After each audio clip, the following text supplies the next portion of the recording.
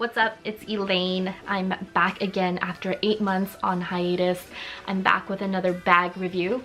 And this bag I've had for about a year now. So the handbag that I'm going to be reviewing for you today is going to be this one. The Chanel Urban Spirit backpack in the size small. I'm going to go through a little bit of a background on or about the backpack, and then I'm going to talk about why I wanted to get this backpack, and then I'm going to talk to you about some things that I've noticed about the bag after prolonged usage over the past year. And of course, I'm going to be doing a what's in my bag at the very end, just because I know a lot of people want to know how much it can actually hold, so stick around for that. Let's get started. So I do know they come in different sizes now. When I bought this, there were only 2 sizes, the small and the large. I don't think there's a medium, but now I know there's a mini, a small, and a large. So the Urban Spirit backpack was actually released in the spring summer collection of 2016. And recently they actually came out with the mini size, which is even smaller than this. So it's really cute, but personally I don't think I would be able to handle such a small backpack like that. Originally, this handbag came in the quilted leather and then also the chevron, and I got this when I was in Paris last year in May, and I got it at the original Coco Chanel. So when I saw this, I was totally in love with it. I was on the hunt for this particular bag even way before I went, so I thought, you know, it's always sold out in the boutique here in Vancouver, so I always imagine that I would get it maybe somewhere else. So the backpack features a turn lock here. That's the classic CC turn lock, and then it opens up as a flap, and then you have your drawstring here for the closure. Okay, this I actually don't use. I actually keep it open like this because it's actually pretty tight. Like, you really don't need to worry about anything falling off here. And of course I keep it stuffed with the stuffing so that it keeps its shape. Now inside the bag, you will notice that it's a huge black hole. Like, you really can't see anything in here, which is kind of annoying, and it goes pretty deep in. Inside you do have a zippered pocket where I keep, once again, the authenticity card. Outside of the zippered pocket, you have a slip pocket that's a little bit smaller, so not many compartments in here, I would say. The big selling feature for me for this particular bag was the chain. I really liked how it does have the classic interwoven chain, Chanel chain, and then it loops all the way back to the backpack where there's leather straps. That's, I think, to me, extremely beautiful and classy. I love how it's made.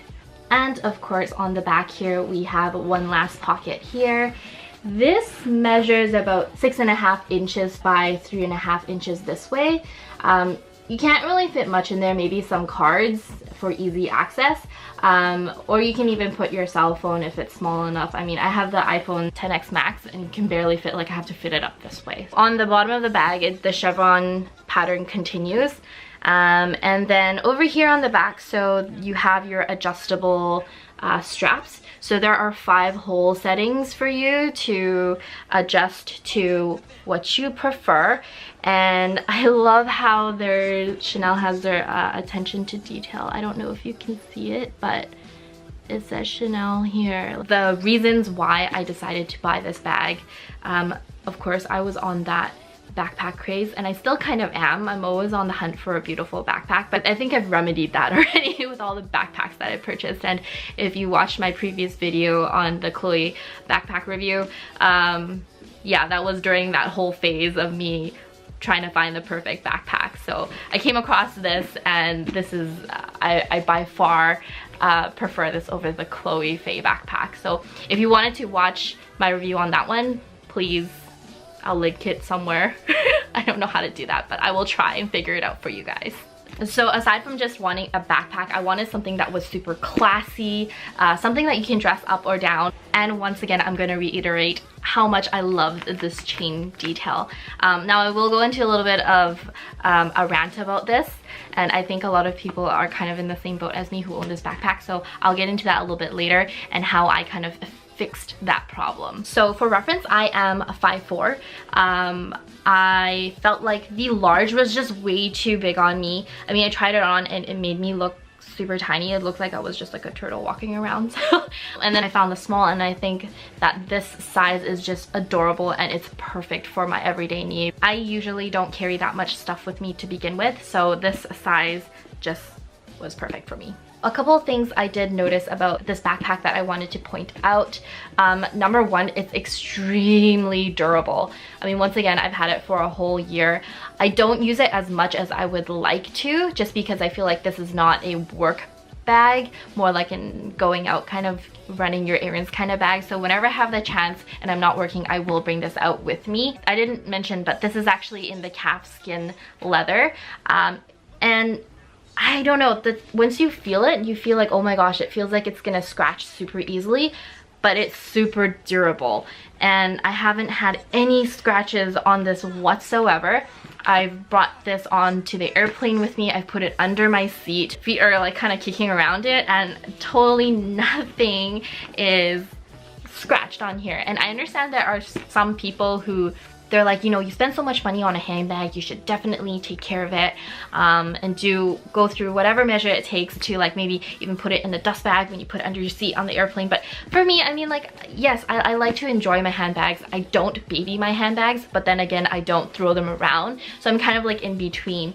So if you're kind of like me, and you're kind of concerned of, you know, the quality and the build of this holds up so well. Another great thing I wanted to mention is that there are no creases on here whatsoever.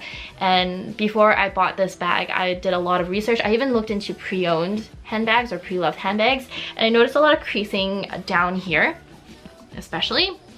But nothing. I mean, I store this with the tissue paper when I'm not using it, and I store it sitting up inside of my dust bag, and there's no creases. So I really don't know how.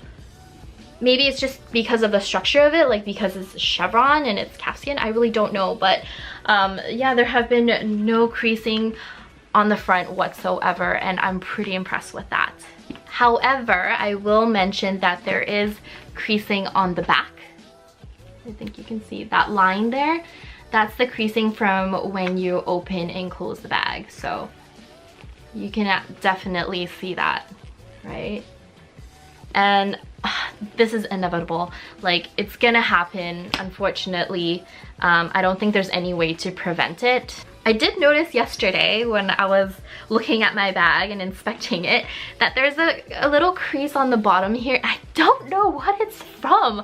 Like, for the life of me, I can't figure it out because it's not like it bends here, but there's a crease, and I'm glad it's on the bottom of the bag where you can't see it, so I'm quite okay with that. But yeah, it's not horrible. Like, you can barely see it, but I noticed it.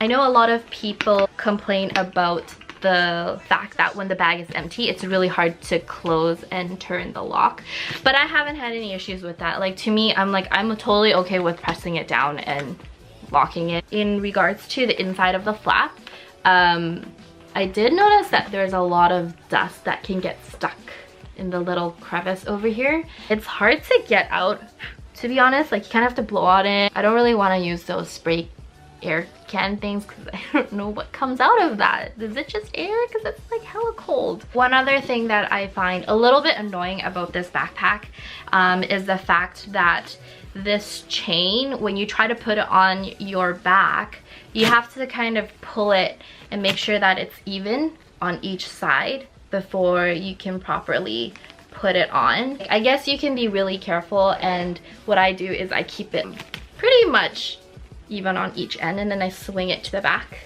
like so, and then I kind of carefully put it on, and that kind of ensures that, I don't know, it is even. But if you just wanted to kind of put it on one arm, then it gets annoying because when you want to put it back on your other arm and swing it back over, it's uneven, and you have to kind of pull it and play around with it. So that's the biggest con for me about this bag, and I knew that already before I actually purchased it. Another kind of thing that bothered me was I wish that the chain had a stopper, kind of like the Affinity backpack. I was looking at that as well and comparing them. So the Affinity backpack actually has a bigger chain loop on each side, so that it kind of stops it from pulling out like that. So what I kind of wanted to do was I wanted to see if I can find like a quick DIY and kind of make my own little chain loop and or stopper to prevent that from happening, because I love the way this chain just hangs down, and I just wish that it would hang down while I had the backpack on my back. Does that make sense? Let me show you a quick fix that I figured out. I went to Michael's and picked up this what is it called, like a lobster claw hook clasp, a little pack of it. I think it was like $6.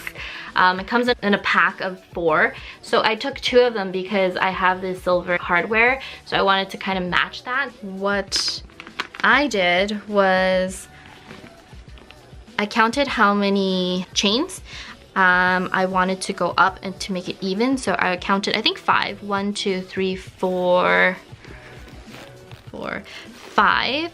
So what I did was I went to the 5th and 6th chain, and then I chained them together. So kind of folded it like that so that you can, there's a little bit of a hole. So I took my little lobster clip here and looped it through.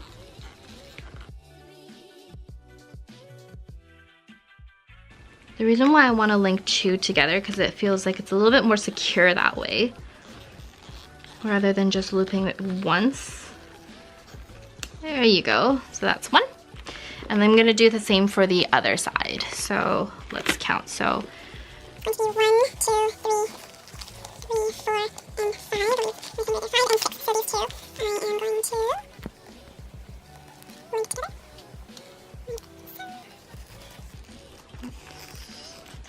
all right, that one's a little bit easier. Okay, let's take a look. So it pretty much looks like that now. You can see it droops down just like the Affinity backpack, maybe not as much, but it's still there. I can literally put this on the crook of my arm still and hold it like that, which I usually don't prefer. If anything, I'll like hold it like this just out of convenience and walk around. If you were curious as to how it looked from the inside and the outside, you cannot even see the lobster clasps at all. They blend in pretty well, and so it basically is stopped by this here. Once it hits that circle, it stops. I'm not afraid of it damaging this because number 1, this is metal on metal. It's okay. It's not gonna scratch the leather.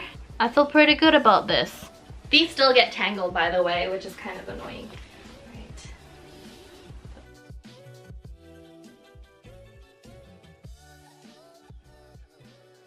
Let's do the what's in my bag, what's in my bag, what's in my bag. So first I start off with my huge makeup bag. You will notice I stack everything vertically, and that's kind of the only way you can kind of place things in this bag, because you can't really stack them or else it's going to be really inaccessible. So I'm just putting some everyday things like my charger, my wallet or card case. I would not use a long wallet here just because it'd take up too much room in the bag. Keys, gum, tissue, sunglasses, and for hand creams with pointy ends like that, I put them facing down so it doesn't scratch the top. Water bottle and phone.